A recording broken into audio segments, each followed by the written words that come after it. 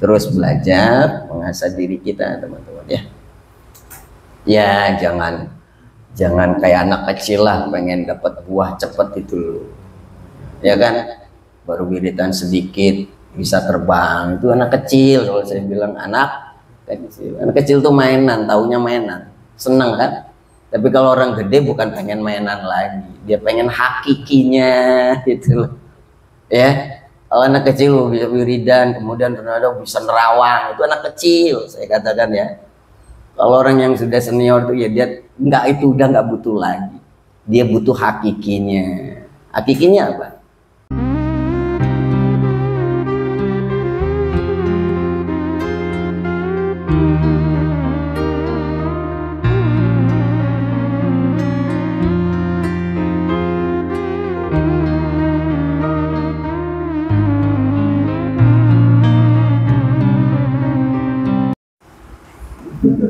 Bismillahirrahmanirrahim. Assalamualaikum warahmatullahi wabarakatuh.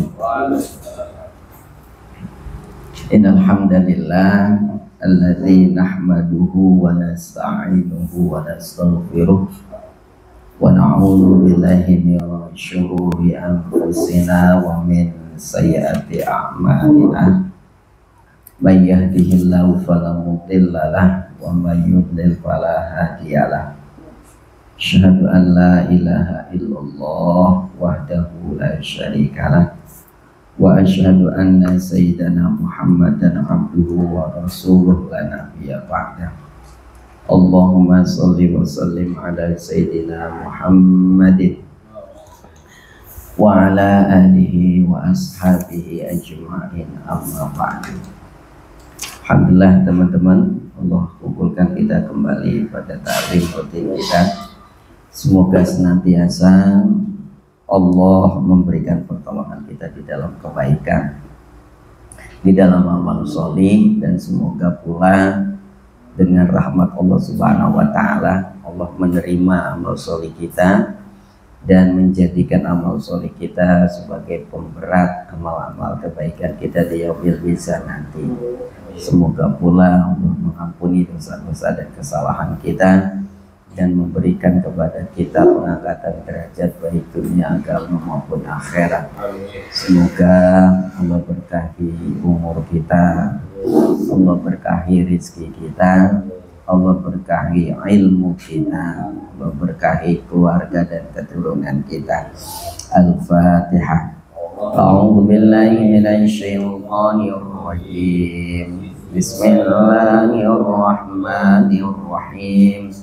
Alhamdulillahi rabbil alamin. Ar-Rahmanir-Rahim. Maliki yaumiddin. Iyyaka na'budu wa iyyaka nasta'in. Ihdinas siratal mustaqim. Siratal ladzina an'amta 'alaihim ghairil maghdubi 'alaihim waladdallin. Ya. Kita masih akan lanjutkan kajian kemarin teman-teman ya. Jadi sholat yang kita lakukan itu punya faedah yang akan membaikkan diri kita, bukan menambah kehebatan Allah, karena udah pasti Allah itu maha segalanya. Beribadahnya kita atau tidak beribadahnya kita, Allah tetap agung, Allah tetap maha kuasa.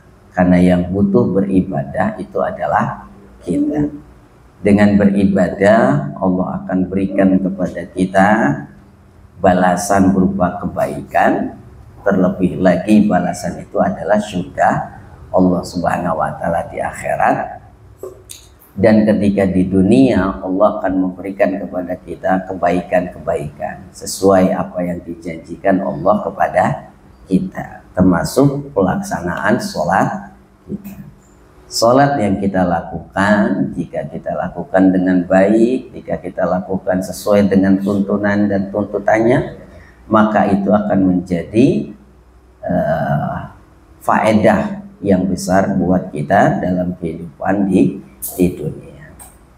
Yang kemarin sudah kita bahas, faedah pertama di dalam kita melaksanakan sholat ya adalah bahwa sholat itu bisa menjadi jalbun nasri, penarik pertolongan Allah. Dalilnya dalam Al-Quran surat Al-Baqarah ayat 45 ya. Wasta'inu bis sabri was shalah wa innaha lakabiratun illa alal khawf. Allah sendiri yang memerintah kepada kita, ayo cari-cari pertolongan, ayo minta tolong kepadaku, tapi dengan perantara satu, ketika kamu menghadapi sebuah keadaan bersabar ya. Tidak cukup dengan sabar, ayo dekatkan diri kepada Allah dengan perantara sholat. Nah, dengan sabar dan sholat itulah nanti kamu akan pasti mendapat maunah atau pertolongan Allah. Tetapi dengan syarat sholat yang khusyuk ya. Yang kedua, sholat juga akan menjadikan kita menjadi orang yang sukses ya. Maka faedah yang kedua adalah jalbul falah ya. Nah, itu ada di dalam surat Al-Mu'minun ya. Al-Mu'minun ayat 1 dan 2. Qad aflahal mu'minun. Benar-benar berbahagia, sukses orang yang beriman. Nah, orang yang beriman yang bagaimana yang akan mendapatkan kesuksesan atau kebahagiaan? Alladzina hum fi shalatihim khashi'un, yaitu orang-orang yang di dalam keadaan sholatnya mereka melakukan sholat secara khusyuk ya. Nah, yang ketiga teman-teman, sholat juga bisa berfaedah untuk menjadi benteng bagi kita di dalam menjauhi suatu kesalahan. Apakah kesalahan itu adalah keburukan yang terjadi dari diri kita, atau keburukan itu terjadi di luar kita ya. Jadi yang ketiga adalah daf'us syarri. Salat menjadi sebuah faedah menghalangi diri kita dari sesuatu yang buruk. Keburukan yang terjadi itu adalah satu, bisa jadi dari dalam diri kita, faktor internal. Itu namanya fahsya ya, itu namanya fahsya, keburukan yang terjadi pada diri kita sendiri, dosa kita sendiri lah. Atau mungkar. Mungkar itu berarti faktor internal, dosa yang kita lihat di depan kita gitu. Atau fahsya adalah keburukan yang efeknya ke kita sendiri, itu fahsya. Tapi kalau mungkar, keburukan yang nanti juga bisa berefek ke orang lain. Contoh, orang berbuat kesalahan ketika sendiri itu berarti kesalahannya untuk dirinya sendiri. Tetapi ketika kesalahan itu dipertontonkan kepada orang lain, maka itu bisa menjadi pemicu orang lain bisa mengikuti. Kalau dulu di Kemayoran kan, Ustaznya bilang, saya seneng lagu dangdut gitu. Tapi saya nggak mungkin nyawer di depan orang dangdutan gitu bahasanya gitu kan. Karena dengan dia nyawer di depan orang dangdutan, biduan yang lagi nyanyi dangdutan, itu berarti dia sedang minimal orang yang lain menyimpulkan ada legalitas terhadap perbuatan salah gitu ya. Paham gitu teman ya? Jadi fahsya itu keburukannya terhadap diri kita sendiri. Kita berbuat buruk, efeknya kepada diri kita sendiri gitu. Tapi kalau perbuatan buruk itu berefek kepada orang lain, itu yang disebut dengan mungkar ya. Makanya di dalam kehidupan sosial ya, mengajak kebaikan terhadap orang lain, kemudian menjauhi atau menghindari kemungkaran, karena itu hubungannya dengan orang lain. Nah, itu terdapat di dalam surat Al-Ankabut ayat 45. Coba yang punya HP silakan dilihat, takut saya salah.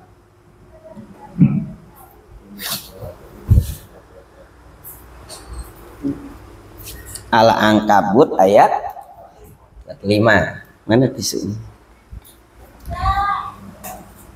Ya. Jadi faedah yang ketiga di dalam sholat kita adalah daf'u syarri, ya, pelindung kita dari keburukan.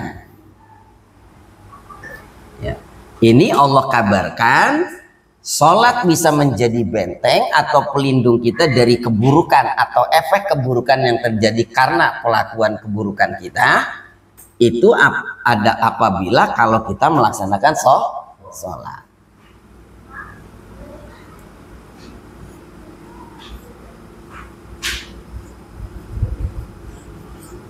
Coba yang punya HP dilihat, takut saya salah. Al-Ankabut ayat 45.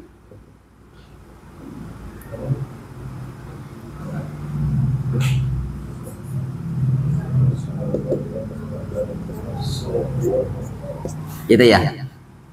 Utslu ma ukhiya minal kita. Terus wa'a qimis sholat. Terus 45. Wa aqimis sholata. Terus innas sholata. Udah hafal ya. Terus lanjutannya ini nih, maksud saya takut salah saya nih. Tanha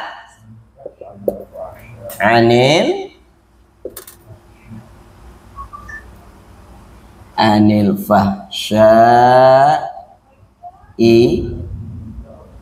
wal apa? Wal munkar, gitu ya. Anil fahsya'i wal munkar. Wa aqimis sholata inna sholata tanha anil fahsya, gitu ya, iwal munkari. Terus waladikrullahi akbar, gitu ya. Waladikrullahi akbaru. Terus lanjutannya, wallahu ya'lamu ma tasna'una. Wallahu ya'lamu ma tasna'una. Al-Ankabut ayat 45. Nah, coba kita lihat di sini. Wa aqimis sholat, dirikanlah sholat. Itu kan perintah Allah kan. Loh, padahal kan sholat itu yang butuh bukan Allah. Kita mau sholat gak sholat juga Allah gak butuh kok, ya kan? Kita sholat semua sedunia, ya Allah Maha Kuasa. Kita nggak sholat juga Allah tetap Maha Kuasa kok. Tapi kenapa Allah perintah supaya kita sholat? Karena ada faedah untuk membaikan kita. Nih, kalau kamu mau baik, tracknya ini loh, gitu. Kan kita suka bilang gitu kan ya sama orang ya. Nih, kalau mau berhasil begini loh. Nanti kalau kamu begini malah nanti nggak berhasil. Kan gitu kan? Karena Allah Maha Tahu, Allah Maha Alim, Allah perintah. Ya. Wa aqimis sholat, tegakkanlah sholat. Kenapa untuk menegakkan sholat? Inna sholata, karena sesungguhnya sholat tanha dengan kamu melaksanakan sholat itu bisa menjadi tameng, ya, menjadi pendorong kekuatan kamu untuk bisa menolak dari perbuatan keji. Keji itu keburukan yang kita lakukan yang efeknya buat diri kita sendiri. Wal mungkari, dan keburukan yang kamu lakukan kejahatan itu tapi bisa berefek ke orang lain. Jadi kalau fasya itu keburukan tapi efeknya buat kita sendiri, tapi kalau mungkar itu namanya keburukan kemudian berefek kepada orang lain, gitu kan? Mabok di dalam rumah itu fasya, tapi kalau udah mabok di jalan itu yang harus kita ingetin. Makanya amar ma'ruf nahi mungkar, bukan nahi falsa. Kalau falsa mah nggak kelihatan, itu udah urusan dia sama Allah. Tapi kalau dia udah berani, nah itu harus kita amar ma'ruf nahi mungkar. Kalau ada kejahatan terlihat keburukan di depan mata, tugas kita. Karena kenapa? Mungkar ini nanti akan berefek kepada yang lain. Dan kalau efeknya ini dibiarin, nanti orang yang baik tetap kena. Orang yang baik tetap kena. Di surat apa itu, Al-Anfal itu, ya. Ya Allah, lupa sholat ayatnya itu ya. Dolamuna minkum khosoh, bahwa Allah akan timpakan sebuah musibah atau sebuah bencana yang tidak hanya wattaqu fitnatal la tusibanal ladina minkum zalamuna minkum khosoh. Takutlah kamu kepada sebuah musibah cobaan yang akan diberikan kepada orang-orang yang berbuat dolim, yang tidak hanya khusus kepada orang-orang yang berbuat dolim, orang yang baik juga kena. Sebab apa? Ada keburukan, ya, yang menjalar ke orang lain, dia biarkan. Paham teman-teman ya? Nah, sholat itu akan menjadi tameng, peredam untuk meredam dari keburukan yang kita lakukan terhadap diri kita, maupun keburukan yang nanti bisa nular orang lain. Jadi sholat termasuk, ya, penunjang integritas diri kita itu adalah sholat. Gitu. Tapi ada yang sholat kok korupsi, misalnya gitu. Nah, lihat ayat yang awalnya. Itu kan pertama yang saya buka dari sini kan, dirikanlah sholat karena sholat itu nanti akan menjadi penguat kamu dalam mencegah perbuatan keji dan mungkar. Nah, sholat yang bagaimana yang bisa menjadikan kita bisa membuat tameng dari perbuatan keji dan mungkar? Lihat ayatnya. Utsluma uhiya minal kitab. Bacalah sesuatu yang diwahyukan dari Al-Quran. Itu berarti sholat yang bisa menjadikan kita bisa menolak dari perbuatan buruk adalah sholat yang bil ilmi, sholat yang dengan ilmu. Itu makanya kita belajar malam Senin itu ke situ. Ya teman-teman ya. Terkesan sederhana fikih ini, tapi kalau itu kita lakukan dengan benar itu nanti dampak. Ya, itu pasti berdampak. Kenapa kita diajarin sebelum sholat ada, kita pahami syarat wajibnya, syarat sahnya, gimana menjalankan rukunnya gitu, kaifiyahnya gitu kan. Kemudian menjauhi diri kita dari pembatal-pembatalnya, kemudian adab-adab sholat, itu namanya bil ilmi. Nah, dengan itu kemudian nanti kita akan terdorong ke arah sini. Tuh ya. Nggak kerasa loh, tahu-tahu nanti kita kebentuk itu. Nah, yang kurang bisa menjadikan tameng terhadap fasya dan mungkar, sholatnya nggak ilmu, ya kan? Biasanya orang yang sholat nggak pakai ilmu apa? Sholatnya salah-salah, gitu kan? Mau sholat mau enggak ya bodo amat. Itu kan karena kenapa? Tidak diawali dengan ilmu. Kalau diawali dengan ilmu, nanti keluar namanya khosyah, rasa takut.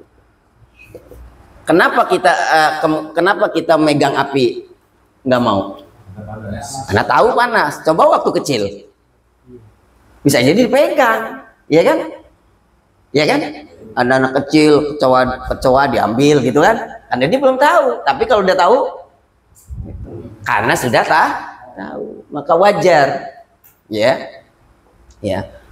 Ulama adalah orang innama yakhsyallaha min ibadihil ulama. Yang takut kepada Allah adalah orang-orang yang punya ilmu. Tuh. Dengan ilmu itulah nanti akan memandu sholat kita untuk bisa menjauhi fahsya dan munkar.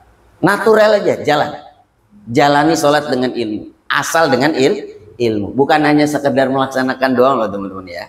Karena dengan menjalani ilmu nanti jiwa khusyuk turun. Oh, kita jaga auratnya benar-benar dijaga gitu kan ya.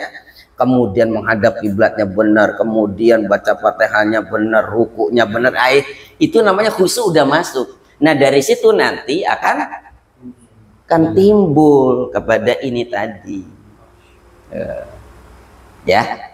Jadi sholat yang bagaimana yang akan bisa menjadikan ke arah sini, ya, yaitu sholat yang utslu, sholat yang dengan ilmu.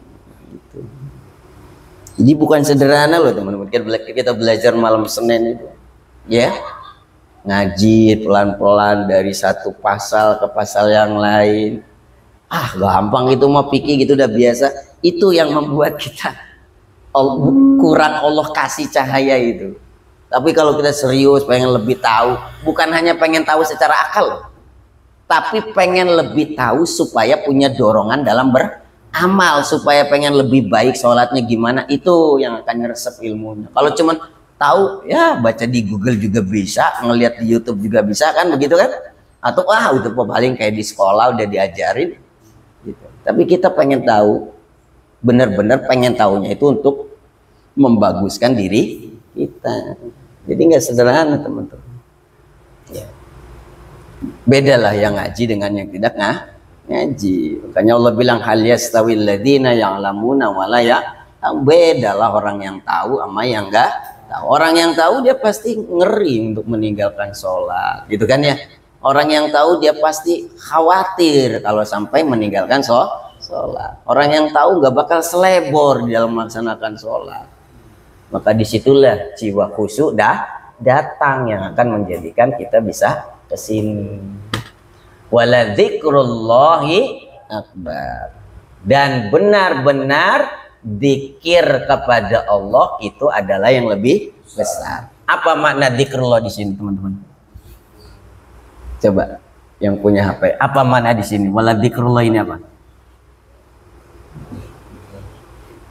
Coba crossing. Saya takut salah. Wala dzikrullah itu apa artinya di terjemahan?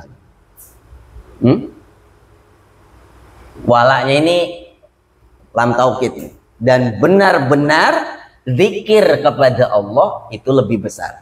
Nah, apa yang dimaksud dengan zikir kepada Allah? Aktivitas zikir yang kepada Allah yang paling besar itu sholat. Teman-teman, sholat.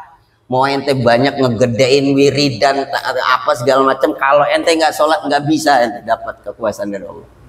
Catat itu ya. Mau orang ngegedein wiridan apa segala macam, tapi kalau ente sholatnya nggak benar, Allah nggak bakal kasih kebaikan-kebaikan itu. Yang datang malah yang salah. Buktiin deh, buktiin silakan. Wala dzikrul yang paling besar itu sholat. Apa yang nggak ada di dalam sholat?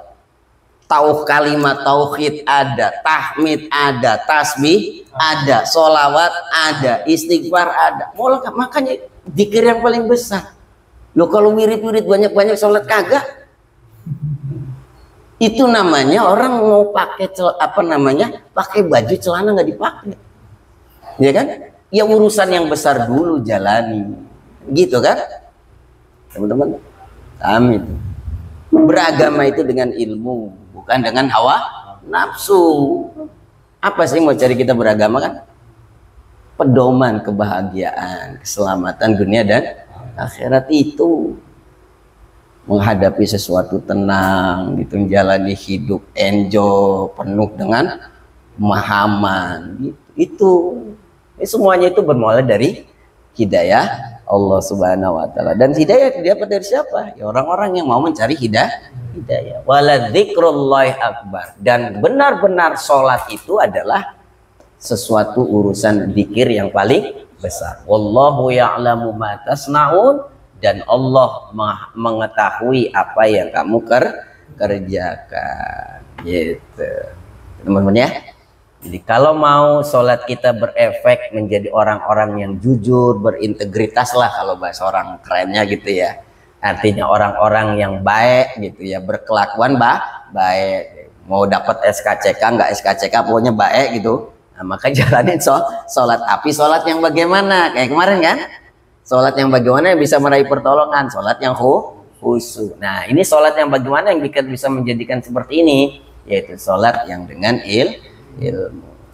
Nah, terus belajar mengasah diri kita teman-teman ya.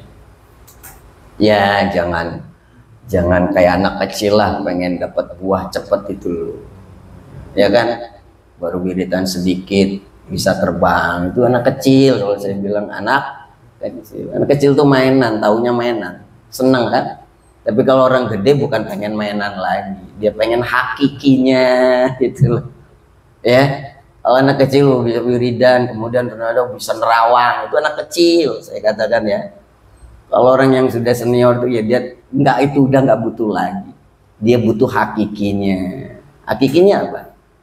Mengembalikan semua urusan kepada Allah. Karena seperti itu belum tentu baik di hadapan Allah, karena belum tentu itu adalah jalur yang dibaikan oleh Allah. Amin ya. Jalan natural aja lah ya, natural aja. Sahabat Ali itu ketika ditombak nggak mempan, kayak besi ketemu besi itu tang sampai keluar itu apa kilat dari besinya itu. Bukannya seneng, takut. Orang soleh kalau kita bang cotilnya aduh langsung viral kan. Ya Allah, apa sih yang mau didapat ya? Dah, beragama itu untuk menunjukkan kita kebahagiaan dunia dan akhirat. Di mana kita ada masalah Allah kasih jalan, di mana kita punya hajat Allah kasih kemudahan, di mana kita butuh jalan Allah ngiringin. Nah itu loh, pengennya kan kayak gitu kan, hidup kan, ya udah jalan. Dah, jadi faedah yang pertama. Faedah yang ketiga, sholat bisa menjadi pelindung kita dari keburukan. Apakah keburukan dari diri kita sendiri yang berdampak kepada diri kita, atau keburukan diri kita yang bisa berdampak kepada orang lain? Tapi dengan syarat sholat yang dengan ilmu. Dan yang keempat, terakhir malam ini. Ya, yang keempat, faedah sholat, daf'ul halu.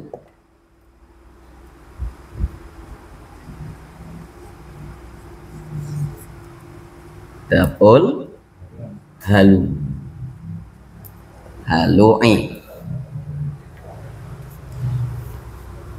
Faedah sholat yang keempat itu bisa menghindari diri kita atau bisa menolak pada diri kita sifat halu,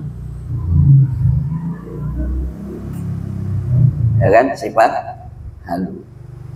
Nah, banyakkan halu lu. Apa yang dimaksud halu di sini nanti teman-teman bisa tahu.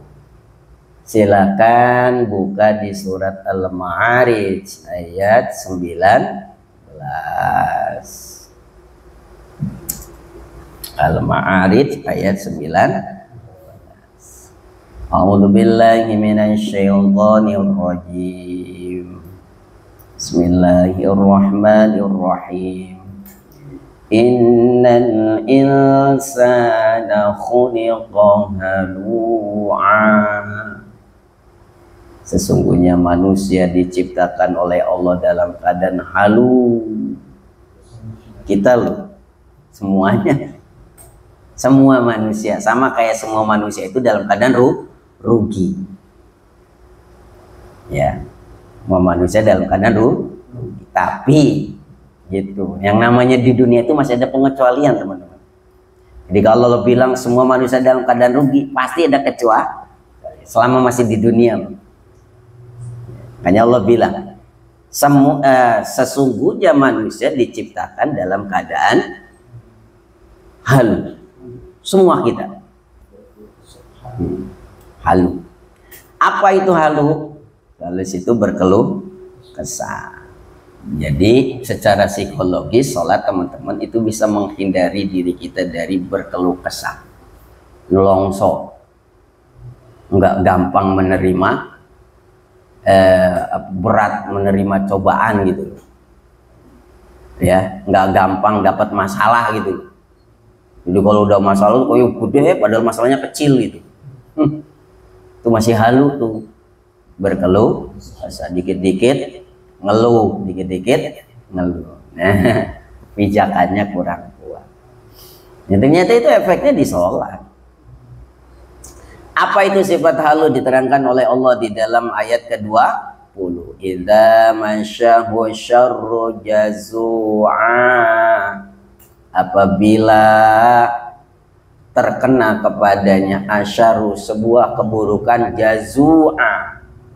Apa di situ jazua? Apa ini? Ngeluh, ngerasa berat, ngerasa berat. Pada bisa jadi sesuatu itu remeh, ya. Aja kita Imam Syafi'i kan mengatakan ada 3 urusan besar bagi manusia, yaitu apabila dia ditimpa musibah dia nggak kelihatan kena musibah, itu orang besar tuh. Nah, kalau umumnya manusia ditimpa kesulitan, berkeluh kesah. Wa idza massahul khairu, dan apabila terkena kepadanya sebuah kebaikan, manu'a, pelit.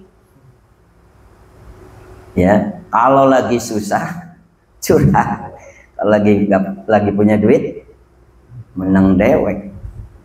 Gitu kan ya? Lagi dapat bonus nggak cerita, tapi kehilangan duit 10.000, ngoceh, mau ketinggalan nih pengajian malam minggu qiraatil Quran 10.000. Tapi kalau lagi dapat bonus diem tuh, manusia lo itu manusiawi kan, tapi buruk ya, manusiawi itu ada pada. Kalau kena sesuatu yang gak enak, nelongso, gampang ngeluh. Tapi kalau lagi dapat enak, lupa.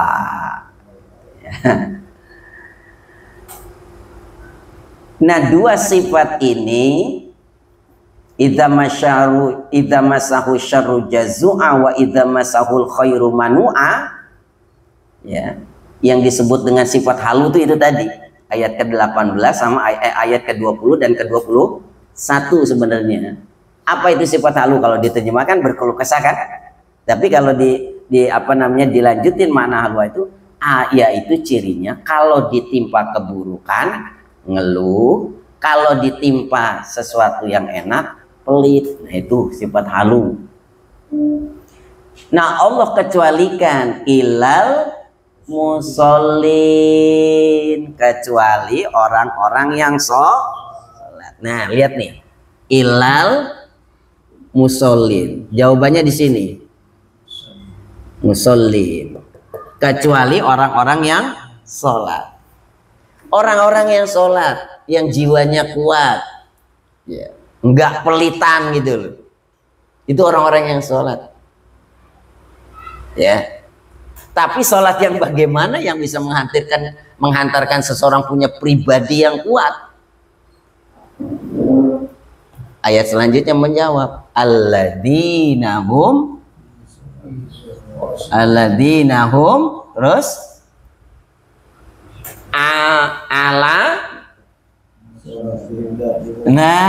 ala sholatihim daimun. Ya, orang kalau manusia kalau nggak mau sifat tadi itu halu itu, ya, syaratnya sholat. Kenapa? Karena dia ketika sholat dia lebih kuatnya curhat kepada Allah. Dia lebih percaya kepada Allah. Dia ngerti rahasia perbuatan Allah. Jadi dia nggak tegang ngadepin, pasti ada ini. Nggak mungkin Allah begini. Karena Allah sudah tetapkan la yukallifullahu nafsan illa wus'aha. Nggak kayak kiamat kalau terjadi sesuatu gitu. Terus kalau dapat sesuatu nggak pelit gitu. Ya, ada sebuah kesadaran pribadi yang baik untuk bisa berbagi. Nah, dengan itu cirinya mau sholat. Tapi sholat yang bagaimana yang bisa menghantarkan dia punya sifat tadi? Alladzina hum ala sholatihim daimun. Sholatnya yang daim. Apa daim? Daim itu apa? Daiman, abada, langgeng, abadan selamanya. Daimun itu artinya sholat yang langgeng, seneng sholat, susah sholat, panas sholat, hujan sholat, duhur, asar, maghrib terus. Baru tuh kita punya pribadi yang kuat. Dan itu terlihat nyata teman-teman di dalam kehidupan, terlihat nyata. Ya, terlihat nyata.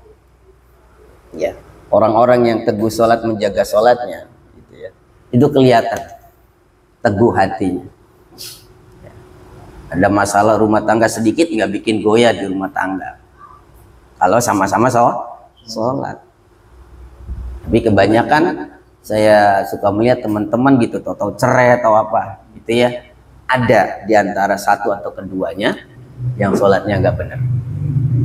Itu. Kenapa? Sifat halunya kuat, sifat tidak halunya rendah. Jadi dia kalah dengan. Nah, kalau mau kita diberi oleh Allah perlindungan dari sifat halu, ya sholat. Nah, sholat yang bagaimana tadi? Daimun. Ini catatannya ini. Sholat yang daimun. Sholat yang terus menerus. Ya. Ada orang ya sholat, nggak ada orang ya sholat. Di rumah ya sholat, di perjalanan ya sholat. Lagi di rumah sholat, di kerjaan sholat. Gitu, senang sholat, susah sholat gitu. Lagi ngeluh sholat kepada Allah, lagi nggak ngeluh, lagi enak ya sholat gitu. Ditimpa yang enak ya sholat, ditimpa yang nggak enak ya sholat. Maka dia kuat pribadinya. Coba bener gak sih? Innallaha la yukhliful. Allah gak bakal nyelesain janjinya. Allah tahu. Pabrik Toyota itu tahu mobil Toyota apa dalamannya, tahu kan? Ya, yang nyiptain Allah kan, yang nyiptain kita kan Allah kan? Ya Allah tahu dalaman kita lah. Gitu. Maka dikasih sama Allah rumusannya. Udah percaya sama aku, aku yang menciptain kamu. Seorang yang pabrik yang buat mobil tahu lah dalamannya, kekurangannya ya kan, tahu sebenarnya. Kalau ini diganti dengan onderdil ini nggak bisa, tahu. Makanya diingetin, ada cara pakai segala macam gitu kan. Nah gitu teman-teman. Allah Maha tahu, sehingga seakan-akan memaksa kita sholat supaya kita nggak menjadi orang manusia yang seperti itu. Tapi Allah pesan sholatnya yang sholat yang langgeng, serius ya aja. Ya, mau coba 40 hari nggak meninggalin sholat. Ada orang-orang yang masih ninggalin sholat ya, atau yang sholatnya masih bolong-bolong, coba 40 hari 40 malam nggak ninggalin sholat, pasti berbekas. Buktikan kalau mau benar membuktikan. Karena kitanya aja nggak yakin sama Allah. Mau yakin sama Allah mah uyang sendiri dan, ya kan? Mau yakin sama yang lain dibilang kafir gitu. Mau yakin sama Allah setengah-setengah, ya itu yang bikin jadi murtad tuh orang seperti itu, ya kan? Ya, itu teman-teman ya. Jadi sholat itu punya faedah selama sholat itu dilakukan sesuai dengan tuntutan. Ya, kalau tuntunan tuh fikihnya. Itu tuntunan, kita diajak ini gini. Tapi kalau tuntutan nih syaratnya, tuntutan Allah kalau kamu sholat pengen ini berarti begini, kalau ini begini ya. Deh pegang sholat, karena dengan sholat semua urusan pasti baik. Cukuplah hadis Rasulullah, awalu ma yuhasabu bihil abdu yaumal qiyamah. Yang paling pertama kali dihisab oleh Allah di hari kiamat adalah sholat. Dan ternyata di dalam haliyah perbuatan ibadah, sholat itu menjadi tonggak utama ya kebaikan seseorang. Karena dengan sholat pasti akan menjulur kepada kebaikan yang lain. Tapi kalau sholatnya aja nggak beres, nggak mungkin kebaikan yang lain juga berkembang. Jadi teman-teman, baikin sholat kita ya. Jangan dinilai sederhana sholat. Jangan dinilai yang sekedar wah kewajiban, kalau nggak dilakuin dosa. Jangan, sayang. Udah lumayan sih itu bisa masuk surga. Lihat, pandang sholat itu sebagai sesuatu yang memang Allah suruh kepada kita, karena itu kita butuh kepada sholat, bukan Allah yang butuh. Demikian ya malam ini. Antara baru di depan lah kitab yang baru ya. Jadi pembahasan tentang sholat, faedahnya selesai. Ada pertanyaan? Iya, Pak. Suaminya rajin sholat, istrinya nggak sholat. Iya, itu permasalahan. Karena itulah di dalam Al-Quran Allah nasihati, ya. Wa'mur ahlaka bis-sholat. Perintahlah keluargamu untuk melaksanakan wastabir. Wastabir itu artinya dan kuatin kesabaran. Bukan hanya sabar level 1. Untuk nyuruh keluarga itu sabarnya harus lebih sabar daripada nyuruh sholat orang lain. Ya, nah, kalau diantara satu ada yang sholat, satu yang pasti kalau bahasa agamanya ada kurang berkah. Tapi kalau sama-sama sholat, insya Allah berkah. Nah itu tugas kita sebagai seorang laki kan ada istilah kita pemimpin keluarga kan ya, pasangan hidup kita, anak kita, kalau kita masuk surga insya Allah mereka ikut.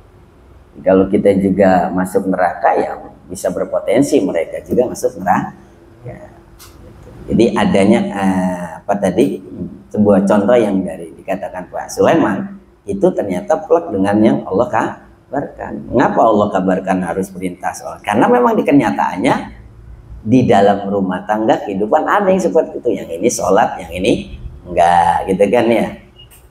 Nah, istrinya rajin sholat, suaminya mabuk terus main gaple kayak di Indosiar itu ceritanya itu ya.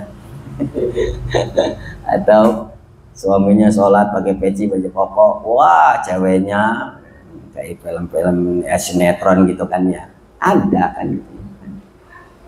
Makanya Allah tetapin, kamu jangan sholat sendiri, tapi perintah keluargamu untuk melaksanakan sholat. Kepada anak kita biasain aja lah ya, dengan keilmuan mereka lah.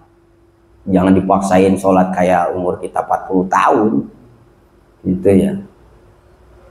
Jangan, udah biasain aja dulu mereka bisa sholat 5 waktu gitu ya. Diinget-ingetin gitu ya, walaupun inget-ingetin, terus udah lama kan ngingetinnya nggak terlalu lama tapi tetap ngingetin gitu. Kalau anak udah keluarga masih nanggung ya. Kalau anak sudah berkeluarga, kita hanya mengingatkan, Pak. Itu seperti sahabat Ali ketika diketuk sama Rasulullah untuk sholat malam. Ali sholat. Kalau bahasa kita, apalah Ali bahasanya gitu ya. Ya udah, Rasulullah biasa aja. Karena sebenarnya dia sudah punya tanggung jawab sendiri. Kalau sudah balik itu sebenarnya jangan udah berkeluarga, udah balik.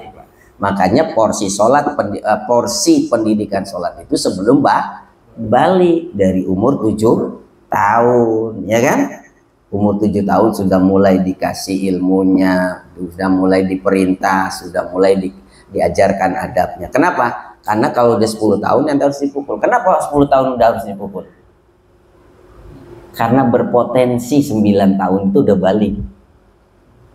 Laki dan perempuan bisa berpotensi balik umur 9 tahun. Perempuan bisa head umur 9 tahun atau 9 tahun kurang 16 hari. Lelaki juga bisa berpotensi mimpi basah umur 9 tahun. Dan ternyata omongan Rasulullah pada dulu, sekian abad dulu terbukti. Ya kan? Ternyata benar. Anak-anak yang umur 9 tahun sudah bisa balik, yang perempuan dengan haid, yang laki dengan mimpi basah. Jadi kenapa pas 10 itu ada apa namanya? Punishment yang kuat gitu ya, hukuman yang kuat. Karena apa? Sudah bisa dimungkinkan sudah balik. Kalau sudah balik itu kita sebenarnya cuma ngingetin. Apalagi kalau udah berkeluarga Mas Sulaiman ya, sekedar mengingatkan, terus aja ingetin, doain gitu ya. Ada lagi? Ya. Masalah kita menjaga satu kemungkaran. Ya. Kita tahu itu adalah kemungkaran, tapi kita nggak berani gitu. Nggak berani karena mungkin terbatas sendiri, waktu mungkin karena merasa karena bagaimana apakah kita kena hukum juga ya. Oh, ya untuk kemungkaran yang kita lihat itu kan Rasulullah bilang man ra'a minkum mungkaron, siapa saja di antara salah seorang di antara kamu melihat kemungkaran fal yughayyiru bil yadi, maka ubahlah dengan tangan. Tangan itu dengan kekuasaan. Kalau kita punya kekuasaan, ya, apakah misalnya kita pejabat atau orang yang disegani ketokohannya, itu namanya kita punya kekuatan. Kalau nggak bisa dengan fabilisani, minimal ngomong, ngasih tahu, ngingetin. Tapi kalau dengan ngomong kita ternyata juga berefek lebih buruk atau bisa berefek buruk untuk kita atau dia juga, fabiqalbi. Yang penting kita nggak dukung kemungkaran itu, ya, nggak dukung kemungkaran gitu. Itulah selemah-lemahnya iman. Kalau semua satu wilayah imannya lemah semua, yaitu nanti masuk tuh dalil wattaqu fitnatal la tusibanna alladziina zalamuna minkum khassah. Masa sih nggak ada yang berani kan gitu kan? Satu RW, satu RT nggak ada yang berani ngingetin, nah kacau itu mah. Wajar, ya, wajar akhirnya jadi buruk semua. Kalau orang yang benar nggak berani ngomong, ya jangan salahkan kalau nanti buruk semua. Ya. Jadi adaful iman, selemah-lemahnya iman. Nah kalau imannya lemah semua, ya setan menguasai kan. Semua kita di antara masyarakat ada yang bisa dengan potensi yadun, tangan, ada yang bisa dengan lisanun, ya, kata-katanya tuh manjur gitu loh, ya, kata-katanya itu manjur. Artinya orang kalau dia ngomong manut, ngedenger, nah itu namanya orang yang punya ciri khas lisan. Kalau enggak ya pakai dengan hati. Tapi kalau tangan enggak, lisan enggak, hati enggak, dan kemudian kemungkaran itu dibiarkan, itu sama aja seperti kata Rasulullah. Kalau enggak Rasulullah bilang, ya itu seperti setan bisu.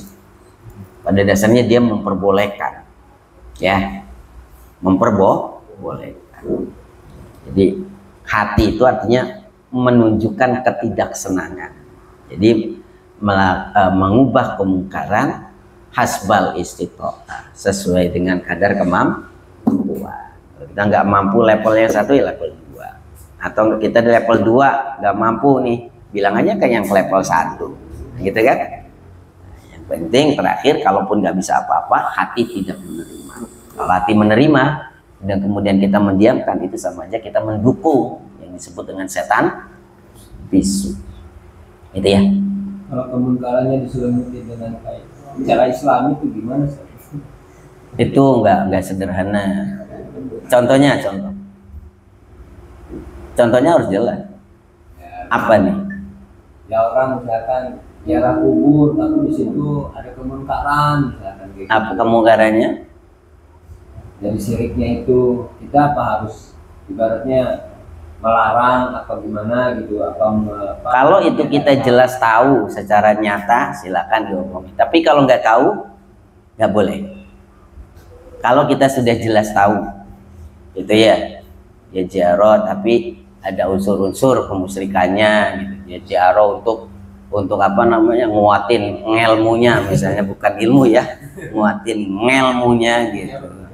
Bukan karena menjalankan sunnah Rasulnya. Jelas itu kelihatan, apalagi sudah sudah ditampakkan. Nah, itu ini dasar mungkar, udah mungkar tuh. Tapi kalau kita cuma berdasarkan kata-katanya berarti jangan, nggak boleh. Ya, tapi kalau sudah nyatanya gitu kelihatan, nah itu baru kita harus mulai ambil langkah. Kalau kita sudah tahu benar, silahkan gunakan sesuai dengan 3 hasbal istito'ah tadi.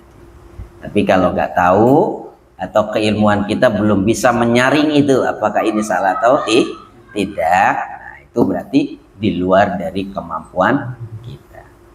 Bisa jadi memang ada keburukan dibungkus dengan kebaikan. Ya, banyak ya. Cuman itu tadi perlunya meneropong itu dengan ilmu, memilahnya, memahaminya dengan ilmu. Setelah dengan ilmu juga nyata, baru ambil langkah. Itu ya teman-teman ya. Tapi kalau kita udah tahu, dengar-dengar, sekedar nasihat kita mampu, silakan.